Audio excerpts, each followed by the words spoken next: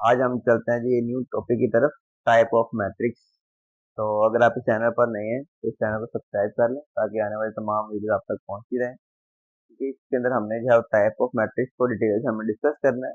और हमारी हमने जो डिस्कस करनी है टाइप्स, वो है हमारे पास 12 टाइप को हमने जो है वो डिस्कस करना है, स्पेशली जो है वो 9th और 10th के लिए। इनके पास जो है वो इसका बहुत मेजर पार्ट होता है मैट्रिक्स का। तो सबसे पहले हमारे पास जो मैट्रिक्स टाइप है रो मैट्रिक्स। रो मैट्रिक्स आपको रिप्रेजेंटेशन मिली है कि इसके बाद कोई रो का जिक्र होगा। तो रो का मतलब एक हमारे पास single row.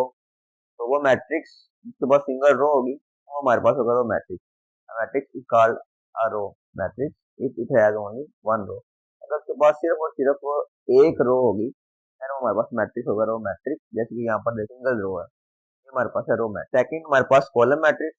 A matrix which have single column, वो हमारे पास होगा कॉलम मैट्रिक्स। जैसे कि यहाँ पर देखो single column, a matrix is called column matrix if it has only one column। इसके पास एक सिंगल कॉलम होगा वो हमारे पास होगा कॉलम मैट्रिक्स। ये हमारे पास है कॉलम मैट्रिक्स। इसके अलावा third type rectangular matrix. Rectangular matrix को हम इसके ऑर्डर से भी जज कर सकते हैं और वैसे भी जज कर सकते हैं। तो ये होगा कि इसकी रोज और कॉलम दोनों की तादाद होगी वो सेम नहीं होगी। जैसे इस एग्जांपल में देखें तो इसकी जो है वो 2 रोज है और 3 कॉलम है। तो 2/3, इसका अगर आप ऑर्डर बनाएंगे तो बनेगा 2/3। इसका ऑर्डर अगर रो और कॉलम सेम नहीं है तो इसका मतलब है कि ये रेक्टेंगुलर मैट्रिक्स है। Matrix is called row matrix. Matrix called rectangular matrix if the number of rows is not equal to number of column. जो रोज की तादाद होगी वो कॉलम की तादाद की इक्वल जो है वो नहीं होगी। लेकिन अगर इनकी तादाद इक्वल हो जाए तो वो हमारे पास बन जाएंगे square matrix. Matrix fourth type हमारे पास square matrix. A matrix is called square matrix if the number of rows is equal to number of column. ये हमारे पास जो नंबर ऑफ रोज होंगी वो नंबर ऑफ कॉलम से इक्वल होंगी। अगर आप इसका ऑर्डर निकालेंगे तो ऑर्डर आएगा 2/2। ऑर्डर के अंदर देखेंगे तो आपके रोज भी 2 है और कॉलम भी 2 है। तो अगर ये ऑर्डर आपका सेम आ जाएगा तो वो हमारे पास होगा स्क्वायर मैट्रिक्स। लेकिन ऑर्डर अगर सेम नहीं आता तो वो होगा हमारे पास रेक्टेंगुलर मैट्रिक्स। टाइप नंबर 5 है नल और zero matrix. A matrix M is called null matrix और zero matrix. each entry is zero। अगर उसके तमाम के तमाम एलिमेंट जो उसके अंदर आए होंगे और सारे जीरो हो जाए तो हमारे पास होंगे नल मैट्रिक्स। जैसे कि यहाँ पर एग्जांपल में देखें तो तमाम की तमाम एंट्रीज जो है वो आपको जीरो नजर आ रही है। इसका मतलब है कि कोई और नंबर मौजूद नहीं है, सिर्फ और सिर्फ जीरो इसके अंदर मौजूद है। तो वो तमाम मैट्रिक्स के अंदर सिर्फ जीरो आएगा, वो हमारे पास कहलाएंगे जीरो मैट्रिक्स। फॉर एग्जाम्पल ये भी हमारे पास एक नल मैट्रिक्स, तो सिर्फ जीरो आएगा। Type number 6 transpose of matrix. ये इसकी ज्यादा इंपॉर्टेंट डेफिनेशन है, ये पेपर में बहुत दफा आई है। A matrix is obtained by changing the row into column. वो मैट्रिक्स जो रोज को कॉलम में चेंज करने के बाद और कॉलम इनटू रो या फिर कॉलम को रो में चेंज करने के बाद हमें हासिल होगा वो हमारे पास क्या रहेगा ट्रांसपोज मैट्रिक्स। तो इसका जो की पॉइंट है जो एमसीक्यूज में आता होता है, it is donated bye A power T. हमने इसको जो है वो इस तरह डोनेट करना है। ये इसका बहुत इंपॉर्टेंट एमसीक्यूज है और ये इसकी डेफिनेशन जो है इंपॉर्टेंट। फॉर एग्जांपल हमारे पास ए इज इक्वल टू 157 2 6 8, ये हमारे पास 2 रोज है और 3 कॉलम्स है। हमने ये करना है कि रोज को कॉलम में चेंज कर देना है या कॉलम को रो में चेंज कर देना है। अगर आप इसकी एग्जांपल देखें तो ए पावर टी को रिप्रेजेंट करने का सिंबल है। तो हमारे पास फर्स्ट रो, ये हमारे पास बन जाएगा फर्स्ट कॉलम। सेकंड रो और ये हमारे पास बन जाएगा सेकंड कॉलम। तो आपकी ये अगर आप चेंज कर देंगे, इसके अलावा आप इसको रो को कॉलम में चेंज किया, हम कॉलम को रो में भी चेंज कर सकते हैं। जैसे first row first column, second 5 6 and third 7 8। दोनों सूरतों में आपका जो आंसर होगा वो सेम आएगा। यहाँ पर भी आपका आंसर वही आया, कॉलम को रो में चेंज करने से और रो को कॉलम में चेंज करने से दोनों सूरतों में आपका आंसर जो है वो सेम आया। Type number 7 negative matrix. ये क्वेश्चंस के अंदर जो है वो यूज होती है negative matrix. A matrix obtained by changing the sign of all the entries of A। ये कोई भी मैट्रिक्स A है, इसके अलावा आप यहाँ पर कोई भी यूज कर सकते हैं एबी से कोई भी वर्ड, लेकिन कैपिटल लेटर में जो है वो यूज करना है आपने। ये आपने ध्यान में रखना है, इसको स्मॉल लेटर में नहीं लिखना है, हमेशा कैपिटल लेटर में आपने लिखना है। Matrix obtained by changing the sign of all the entries। तमाम एंट्रीज के अंदर से अगर हम उसका साइन चेंज कर दें तो हमारे पास बन जाएगा नेगेटिव मैट्रिक्स। जैसे कि हमारे पास एग्जाम्पल के अंदर है ए इज इक्वल टू 2 -5 -7 -3 6 एंड 1। यहाँ पर आप 2 का साइन देखें तो प्लस का है, आप इसको माइनस में चेंज कर दें। 3 का साइन माइनस है, इसको प्लस में चेंज कर दें। माइनस का साइन ये प्लस में चला जाएगा, ये प्लस का 6 -3 6 -7 +7 1 और ये माइनस का 1। हमने तमाम के साइन चेंज कर दिए जिससे हमारे पास बन जाएगा ये नेगेटिव ऑफ मैट्रिक्स। की पॉइंट इसका ये है जो एमसीक्यू में आता है, it is denoted by -a। हम इसको जो है -a से जो है उसको डिनोट करते हैं। ये इसका की पॉइंट। टाइप नंबर 8 है सिमेट्रिक मैट्रिक्स। 8 और 9 ये दोनों मोस्ट इंपोर्टेंट है, एमसीक्यू के लिए भी और क्वेश्चन के लिए भी, दोनों बहुत इंपोर्टेंट। फर्स्ट हमारे पास symmetric matrix, a matrix is said to be symmetric matrix. एक मैट्रिक्स सिमेट्रिक मैट्रिक्स होगा तब होगा if A transpose equal to A, अगर ए का ट्रांसपोज लें और अगेन हमारे पास वही इसका आंसर आ जाए तो वो हमारे पास होगा सिमेट्रिक मैट्रिक्स। यहाँ पर for example A is equal to 1 2 3 2 -1 4 and 3 4 0। यहाँ पर हम इसका ट्रांसपोज लें, ये हमारे पास फर्स्ट रो है, ये बनेगा first column, second row second column, third row third column. ये हमने ट्रांसपोज ले लिया। ट्रांसपोज लेने के बाद देखिए तो आपका अभी भी आंसर वही है, 1 2 3 1 2 3 2 -1 4 2 -1 4 3 4 0 3 4 0। यहाँ पर आपका आंसर में कोई चेंज नहीं आया। इसका मतलब है कि ट्रांसपोज लेने से जिस मैट्रिक्स को कोई इफेक्ट नहीं होगा वो मैट्रिक्स हमारे पास कहलाएगा symmetric matrix. Another example A is equal to 2 1 1 0। यहाँ पर ये हमारे पास जो डायगोनल एंट्रीज हैं अगर आप इसको नॉन जीरो लें, डिफरेंट ले लें, और जो बाकी दोनों एंट्रीज हैं ये आपने सेम ले लेनी है। ये आप एग्जांपल खुद भी बना सकते हैं। जैसे कि मैं कोई और एग्जांपल ले लूँ 1 3, यहाँ पर मैं 2 और 2 ले लेता हूँ। आपने क्या करना है, जो नॉन डायगोनल एंट्रीज हैं वो हमेशा सेम लेनी, और जो डायगोनल एंट्रीज हैं वो आपने जो है वो डिफरेंट ले लें, जैसे मर्जी लें, उससे कोई फर्क नहीं होगा। लेकिन नॉन डायगोनल को आपने जो है वो सेम लेना, ताकि जब हम उसका ट्रांसपोज लें, ट्रांसपोज लेने के बाद first row first column second row and second column, जिससे आपका आंसर है अगेन वही आ जाएगा। तो आप खुद से भी मैट्रिक्स कोई भी बना सकते हैं सिमेट्रिक के लिए। कोई भी मैट्रिक्स ले लें जिसके अंदर नॉन डायगोनल एंट्रीज जो है वो सेम लेनी है और डायगोनल एंट्रीज जो है वो डिफरेंट ले लें, सेम ले लें, इससे कोई फर्क नहीं। 9 हमारे पास है स्क्यू सिमेट्रिक मैट्रिक्स, जो कि सिमेट्रिक से निकली हुई है। अगर तो आप उसका ट्रांसपोज लें और उसके अंदर माइनस का डिफरेंस आ जाए तो वो हमारे पास होगा स्क्यू सिमेट्रिक मैट्रिक्स। जैसे कि हमारे पास यहाँ पर है 0 2 3 -2 0 4 -3 -4 एंड 0। यहाँ पर जब इसका ट्रांसपोज लेंगे, first row first column second row second column and third row is third column. यहाँ पर देखें 0 -2 -b, यहाँ पर आ गया 0 +2 +b, साइन का डिफरेंस आ गया।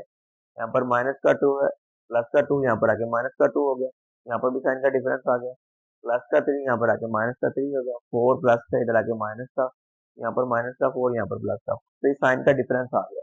इससे ये हमारे पास हो जाएगा, इसके आंसर के अंदर माइनस का डिफरेंस आ गया, इससे वो बन जाएगा हमारे पास स्क्यू सिमेट्रिक मैट्रिक्स। ये आप खुद भी एग्जाम्पल बना सकते हैं। इसके लिए आपने ये करना है कि नॉन डायगोनल एंट्रीज को जो है डिफरेंट साइन से लेना है और जो डायगोनल एंट्रीज होंगी उनको सेम 0 0 कर दें। जैसे कि हमारे पास 0 0, लेकिन अगर आप इसको कोई और लेंगे तो इसका आंसर में जो है इफेक्ट आ सकता है। दोनों को 0 0 लें और इन बाकियों के अंदर जो है वो माइनस का डिफरेंस रख लें। जब आप इसका ट्रांसपोज लेंगे तो खुद ब खुद जो है वो आपको स्क्यू सिमेट्रिक मैट्रिक्स जो है वहां पर मिल जाएगा। यहाँ पर माइनस का 5 इधर आके प्लस का 5 आ जाएगा, इधर जो है वो प्लस का 5 इधर आके माइनस का 5 आ जाएगा, इससे आपके दोनों के दरमियान माइनस का डिफरेंस आ जाएगा। इससे हम ये वेरीफाई कर सकते हैं कि A transpose equal to -a है और वो जो है वो स्क्यू सिमेट्रिक मैट्रिक्स। देन हमारे पास डायगोनल मैट्रिक्स। डायगोनल मैट्रिक्स का इस्तेमाल बहुत ज्यादा होता है के अंदर डिटर्मिनेंट फाइंड करने के अंदर, इसके अलावा डिफरेंट जो इसके फंक्शन है मैट्रिक्स वहां पर जो यूज होगा। तो इसके लिए कंडीशन ये है कि स्क्वायर मैट्रिक्स होना चाहिए, बाकी के लिए कंडीशन नहीं है, लेकिन इसके लिए कंडीशन है कि ये स्क्वायर मैट्रिक्स होना चाहिए। तो स्क्वायर मैट्रिक्स ए, एक स्क्वायर मैट्रिक्स कोई भी ए इसका नाम है, इस कॉल्ड डायगोनल, वो डायगोनल मैट्रिक्स होगा if at least one entry of diagonal, के डायगोनल के अंदर एक एंट्री जो होगी इज नॉट जीरो, वो जीरो नहीं होनी चाहिए। यहाँ पर देखिए डायगोनल के अंदर 3 एंट्रीज हैं, 1 2 और 3। तीनों में से कोई एक जो है वो जीरो नहीं होनी चाहिए। बाकी दो जीरो हो सकती हैं, लेकिन मिनिमम एक वैल्यू जो डायगोनल की है वो जीरो नहीं होनी चाहिए। And the non diagonal entries are zero. और इसके अलावा जो बाकी एंट्रीज हैं, जो ऊपर होंगी या नीचे होंगी, वो सारी की सारी जो है वो जीरो होनी चाहिए। ये हमारे पास होगा डायगोनल मैट्रिक्स। डायगोनल मैट्रिक्स के लिए सिर्फ और सिर्फ आपने कि no diagonal entries non zero, और जो डायगोनल नॉन डायगोनल एंट्रीज होंगी वो आपकी जो है वो जीरो। इसी के आगे टाइप है स्केलर और आइडेंटिटी मैट्रिक्स। पहले हमारे पास स्केलर मैट्रिक्स। तो स्केलर के लिए पहले इसको डायगोनल होना जरूरी है। अगर वो डायगोनल नहीं है तो वो स्केलर भी नहीं हो सकता। तो ये डायगोनल से ही आगे दो ब्रांचेस निकली हुई हैं। स्केलर के लिए डायगोनल होना जरूरी होगा। A diagonal matrix is called scalar matrix. Diagonal matrix scalar matrix होगा if all the diagonal entries are non-zero and same. Same आ जाए और नॉन जीरो हो, जैसे कि यहाँ पर देखें ये डायगोनल एंट्रीज हैं जो हमारे पास सेम आ रही है, 2 2 2 यहाँ पर, और जो बाकी एंट्रीज हैं वो हमारे पास है 0 0 0। तो ये डायगोनल भी है और ये स्केलर भी है। तो ये हमारे पास जो डायगोनल एंट्रीज होंगी इसके लिए सेम सेम आना चाहिए, वो जरूरी होगा। तो और ये स्पेशली जीरो भी नहीं होनी चाहिए, क्योंकि अगर ये जीरो हो गया, ये भी जीरो हो जाएगा, ये भी जीरो हो, ये तो बन जाएगा हमारे पास नल मैट्रिक्स। लेकिन हमने नल मैट्रिक्स नहीं बनाना, हमने स्केलर बनाना। तो स्केलर के लिए हमने यहाँ पर सेम वैल्यूज को लेना है ताकि वो हमारे पास स्केलर मैट्रिक्स बने। जैसे कि यहाँ पर है 3 और 3, ये जो डायगोनल एंट्री है वो हमारे पास सेम है और नॉन डायगोनल जो है वो। इसके बाद हमारे पास 12 identity matrix. A diagonal matrix is called identity matrix या unit matrix if all the diagonal entries are one। अगर diagonal की तमाम एंट्रीज 1 1 हो जाएं, जैसे कि स्केलर में हमने पढ़ा था कि सेम हो जाएं, और यहाँ पर कंडीशन ये है कि सिर्फ और सिर्फ 1 होना चाहिए डायगोनल के अंदर, इसके अलावा कोई और नंबर अलाउ नहीं होगा। जैसे कि यहाँ पर एग्जाम्पल में देखें तो ये हमारे पास है 1 एंड 1, ये हमारे पास है आइडेंटिटी मैट्रिक्स। लेकिन ये डायगोनल भी है, क्योंकि आइडेंटिटी के लिए भी कंडीशन ये है कि उसका डायगोनल होना जरूरी है। अगर वो डायगोनल नहीं है इसका मतलब है कि वो आइडेंटिटी मैट्रिक्स भी नहीं हो सकता। तो फर्स्ट उसको डायगोनल होना पड़ेगा। तो डायगोनल की कंडीशन क्या है कि नॉन डायगोनल जीरो हो, यहाँ पर नॉन डायगोनल आपको जीरो मिल रहा है। लेकिन अगर नॉन डायगोनल के अंदर कोई एक भी जो है वो जीरो ना हुआ तो वो तो डायगोनल ही नहीं रहेगा। तो डायगोनल नहीं है तो आइडेंटिटी भी नहीं हो सकता। तो यहाँ पर आपके पास सिर्फ और सिर्फ एक नंबर अलाउ है जो कि डायग्राम में आ सकता है, वो है 1। इसको रिप्रेजेंट करने के लिए हम आई का यूज करते हैं। ये इसका की पॉइंट याद रखिएगा एमसीक्यू के लिए। और जो ऑर्डर 2 का मैट्रिक्स होता है उसके लिए हम आई 2 यूज करते हैं। ऑर्डर 3 के मैट्रिक्स के लिए आई 3 यूज करते हैं। यहाँ पर भी जो डायगोनल एंट्रीज है वहां पर आपको जो है वो 1 1 ही मिलेगा, और जो नॉन डायगोनल एंट्रीज होगी वो 0 0। ये हमारे पास इसका है आइडेंटिटी मैट्रिक्स। अगर इन तीनों के की पॉइंट्स है दो, जो आगे एमसीक्यूज में और कॉन्सेप्ट के लिए जो है बहुत जरूरी होते हैं। चलिए हम वो डिस्कस कर लेते हैं। फर्स्ट हमारे पास की पॉइंट है every diagonal is not scalar. कि हर डायगोनल जो होता है वो स्केलर नहीं होता। उसकी वजह ये है, जब आप डायगोनल मैट्रिक्स को बनाते हैं 1 0 0 0 2 0 0 0 3, अब यहाँ पर देखें तो ये डायगोनल मैट्रिक्स तो है, लेकिन ये स्केलर की कंडीशन सेटिस्फाई नहीं कर रहा। स्केलर क्या कहता है? स्केलर कहता है कि इसकी जो हमारे पास डायगोनल एंट्रीज है ना वो सेम होनी चाहिए, और दूसरी के वो नॉन जीरो होनी चाहिए। दोनों कंडीशन सेटिस्फाई अगर करेगा देन हमारे पास स्केलर होगा। पहली कंडीशन तो ये कि सेम ही नहीं है, ये सेम नहीं है, लेकिन ये डायगोनल मैट्रिक्स है। Every diagonal is not scalar. Her diagonal जो होगा वो स्केलर नहीं होगा। ये आपका एमसीक्यू है। और सेकंड आपको एमसीक्यू आ सकता है एवरी डायगोनल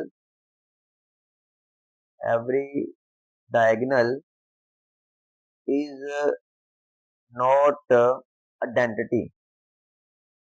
आइडेंटिटी के लिए भी अगर आप देखें तो उसकी कंडीशन ये होती है कि उसके लिए आपके पास डायगोनल के अंदर सिर्फ एक ही नंबर आता है, वो होता है 1। अगर आप इसी कंडीशन को देखें तो आपके पास कोई भी डायगोनल मैट्रिक्स आप लें जिसके अंदर डिफरेंट एंट्रीज होंगी तो वो तो कभी भी आइडेंटिटी मैट्रिक्स नहीं बनाएगा। ये तो सिर्फ और सिर्फ डायगोनल मैट्रिक्स बना सकता है, लेकिन ये आइडेंटिटी मैट्रिक्स को नहीं शो कर सकता, क्योंकि आइडेंटिटी मैट्रिक्स के लिए 1 होना जरूरी है। आइडेंटिटी मैट्रिक्स हमारे पास किसी तरह के होंगे 1 0 0 1 0 0 0 1, ये तो इस तरह के होंगे। इसलिए every diagonal is not identity, वो डायगोनल तो है लेकिन ये आइडेंटिटी मैट्रिक्स नहीं है। लेकिन इसका अगर रिवर्स देखें, every identity is diagonal, every identity matrix is diagonal. जो हर आइडेंटिटी मैट्रिक्स है वो डायगोनल लाजमी होगा। उसकी वजह ये है कि डायगोनल की कंडीशन को वो सेटिस्फाई कर रहा है। अगर मैं इसी के मैट्रिक्स को देखूं, यहाँ पर आपके पास डायगोनल की डेफिनेशन ये कहती है कि आपके पास जो डायगोनल एंट्रीज हैं, ये इनमें से मिनिमम एक जो है वो नॉन जीरो होना चाहिए, और इसके अलावा जो बाकी एंट्रीज हैं वो सारी की सारी जीरो होनी चाहिए। ये डायगोनल की कंडीशन भी सेटिस्फाई कर रही है, आइडेंटिटी कंडीशन भी सेटिस्फाई कर रही है। इसलिए every diagonal matrix, every identity matrix is diagonal, लेकिन every diagonal matrix is not identity. हर डायगोनल मैट्रिक्स आइडेंटिटी नहीं होगा, लेकिन हर आइडेंटिटी मैट्रिक्स होगा वो डायगोनल ला। ये था जी हमारा आज का लेक्चर। अगर आपको लेक्चर अच्छा लगा हो तो लाइक करें, तो जो है वो शेयर करें दोस्तों के साथ, और सब्सक्राइब करें, चैनल को सब्सक्राइब कर लें ताकि आने वाली तमाम वीडियो आप तक जो है वो पहुंचती रहें।